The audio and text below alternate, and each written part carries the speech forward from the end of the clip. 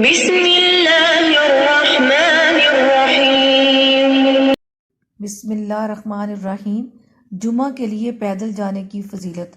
عبایہ بن رفاعہ فرماتے ہیں کہ مجھے ابی عبس رضی اللہ عنہ نے بتایا اور میں اس وقت جمعہ کے لیے جا رہا تھا تو انہیں ابو عبس رضی اللہ عنہ نے فرمایا کہ میں نے نبی کریم صلی اللہ علیہ وسلم کو فرماتے سنا، جس کے قدم اللہ کی راہ میں غبار آلود ہو گئے اللہ تعالیٰ اسے دوزخ پر حرام کر دے گا۔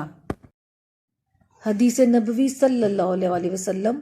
حضرت عبداللہ بن عمر رضی اللہ عنہ نبی کریم صلی اللہ علیہ وسلم سے روایت فرماتے ہیں کہ آپ صلی اللہ علیہ وسلم نے ارشاد فرمایا، کبیرہ گناہ یہ ہیں: اللہ کے ساتھ شریک ٹھہرانا اور والدین کی نافرمانی کرنا اور کسی جان کو ناحق قتل کرنا، خودکشی کرنا بھی اسی میں شامل ہے، اور جانتے بوجھتے ہوئے جھوٹی قسم اٹھانا۔